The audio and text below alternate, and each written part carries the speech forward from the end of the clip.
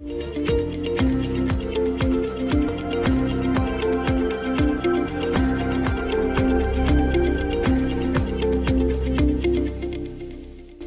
علیکم۔ Content writing کے course کی پچھلی ویڈیو میں ہم نے 20+ موڈیولز کو ڈسکس کیا تھا۔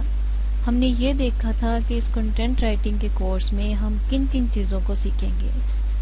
آج کی اس ویڈیو میں ہم سیکھیں گے کہ کنٹینٹ رائٹنگ کیا ہوتی ہے، یعنی واٹ از کنٹینٹ رائٹنگ۔ اس کے بعد ہم یہ سیکھیں گے role and importance of content, یعنی کنٹینٹ کے حوالے سے اس کے کیا رولز ہوتے ہیں اور کیا امپورٹنس ہوتی ہے، وہ ہم آج کی ویڈیو میں سیکھیں گے۔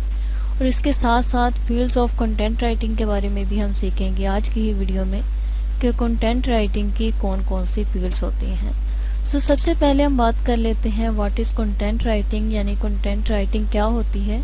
اگر ہم کنٹینٹ کے بارے میں بات کریں تو کنٹینٹ ایک بہت ہی براڈ ٹرم ہے، بٹ اس کے جو میننگ ہے وہ بہت سمپل سے ہیں، یعنی ہر وہ چیز جو ریڈیبل فارم میں ہو اسے ہم کنٹینٹ کہتے ہیں۔ یعنی ویب کنٹینٹ ہو گیا، بلاگ کنٹینٹ ہو گیا، اسی طریقے سے آرٹیکل ہو گئے، بکس ہو گئی یا نیوز پیپر ہو گیا، یہ جتنی بھی چیزیں ہیں یہ تمام چیزیں کنٹینٹ رائٹنگ کے زمرے میں ہی آتی ہیں۔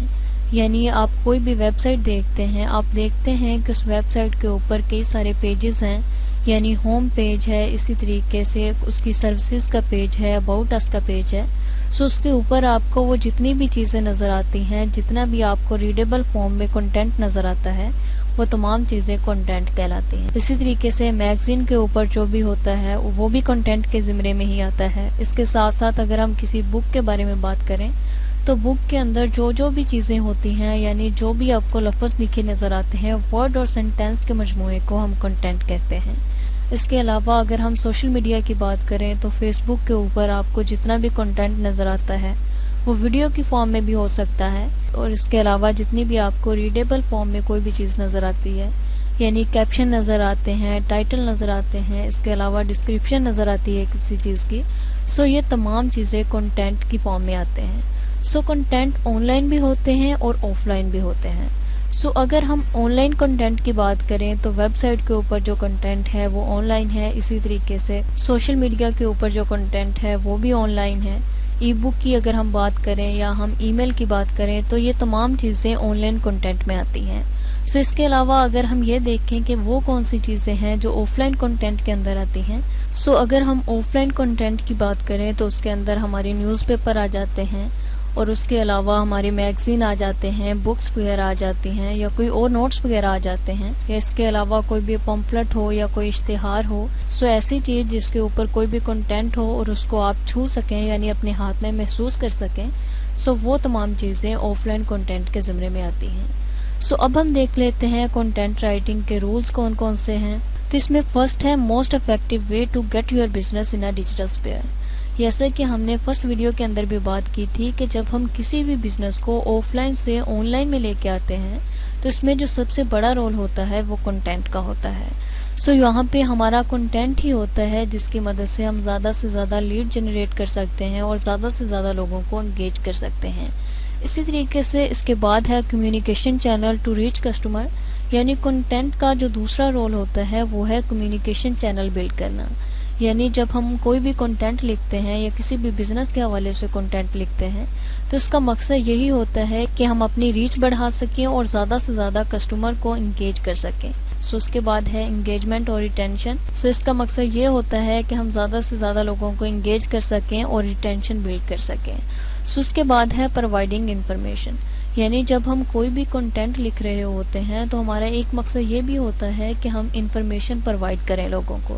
فرض کریں اگر ہم ایک گرافک ڈیزائنر ہیں یا ڈیجیٹل مارکیٹر ہیں یا اس کے علاوہ ہماری کوئی کمپنی ہے، تو اس کمپنی کے اندر جب ہم کسی چیز کو دیکھتے ہیں، ہم لوگوں کو انفارمیشن پرووائڈ کرنا چاہ رہے ہوتے ہیں، تو اس کے لیے ہم کنٹینٹ لکھتے ہیں، یعنی اپنا ایک ایسا کنٹینٹ لکھتے ہیں تاکہ ہم زیادہ سے زیادہ لوگوں کو انفارمیشن دے سکیں۔ یہ بھی ایک مقصد ہوتا ہے ہمارا کنٹینٹ لکھنے کا۔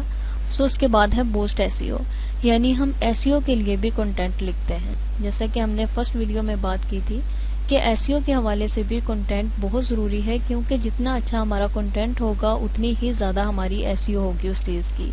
کیونکہ اگر ہم نے وہ کنٹینٹ ہی اچھا نہ لکھا ہوگا، یعنی اس کنٹینٹ کے اندر وہ کی ورڈ ہی نہیں ہوں گے جس کو ہم نے رینک کروانا ہے، تو ہم ایسیو کیسے کر سکیں گے۔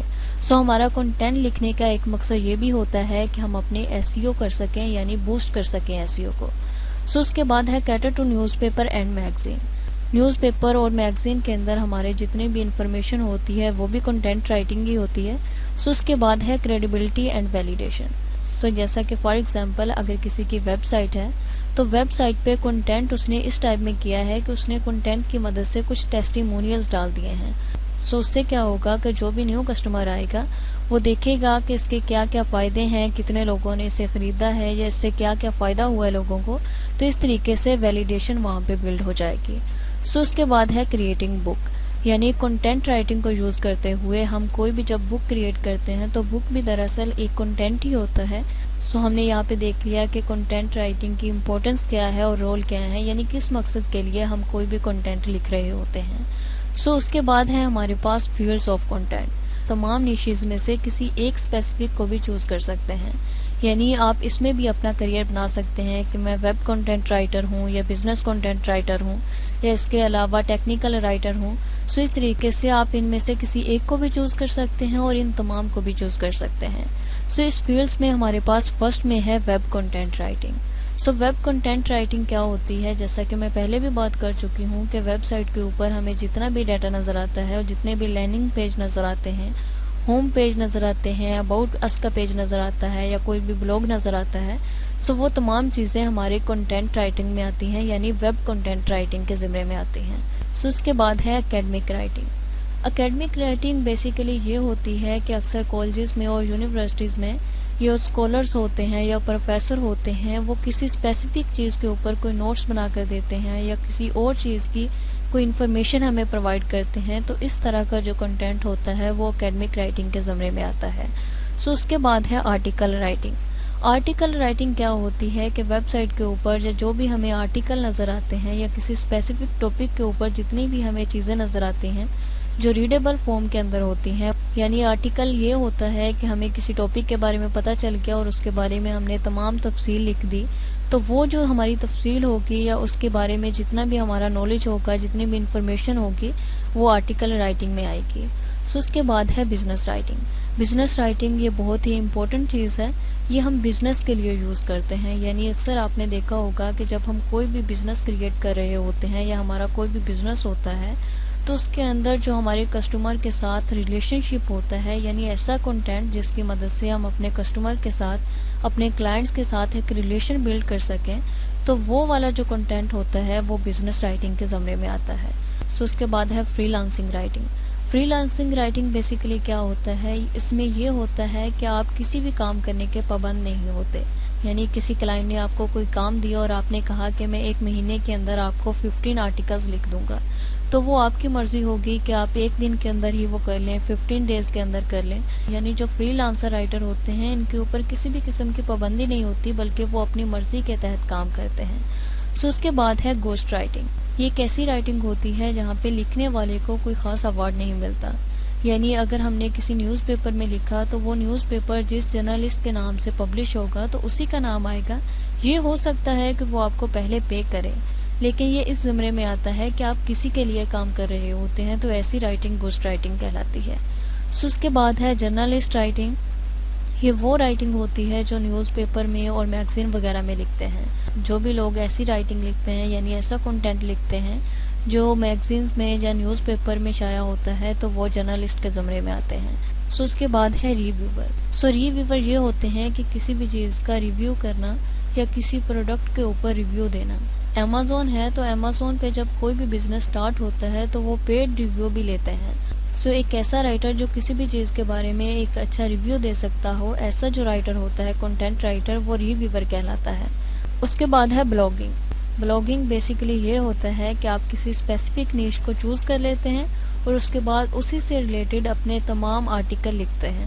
جیسا کہ فرض کریں اگر آپ ایک ڈیجیٹل مارکیٹر ہیں تو آپ نے یہ ایک نیش سلیکٹ کر لی، اس کے اندر جو بھی فیکٹر ہوں گے، جو بھی فارمز ہوں گی، تو ان تمام چیزوں کو آپ آرٹیکل کی صورت میں پبلش کریں گے، تو ایسی رائٹنگ بلاگنگ کہلاتی ہے۔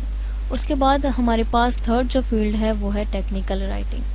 اگر ہم ٹیکنیکل رائٹنگ کی بات کریں تو یہ ایک ایسی رائٹنگ ہوتی ہے جس کو ٹیکنیکل وے میں ایکسپلین کیا ہوتا ہے۔ یا فرض کریں اگر کسی نے کوئی سافٹ ویئر کریٹ کیا ہے یا کوئی اپنے کسی کلائنٹ کو سافٹ ویئر سے ریلیٹڈ انفارمیشن دینا چاہ رہا ہے تو سافٹ ویئر کو ہم کیسے یوز کرتے ہیں، کیسے کیسے اس کو استعمال کرنا ہے، کس چیز کو کیسے یوز کرنا ہے، تو یہ تمام جو چیزیں ہوتی ہیں یہ ایک ٹیکنیکل وے میں لکھی جاتی ہیں.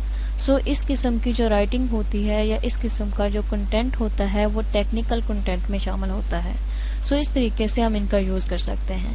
آج کی اس ویڈیو میں ہم نے سیکھا کہ کنٹینٹ رائٹنگ کیا ہوتی ہے، اس کے بعد roles and importance of content writing کو سیکھا، اور اس کے بعد ہم نے فیلڈز آف کنٹینٹ رائٹنگ دیکھی کہ کون کون سی فیلڈز ہوتی ہیں کنٹینٹ رائٹنگ کی.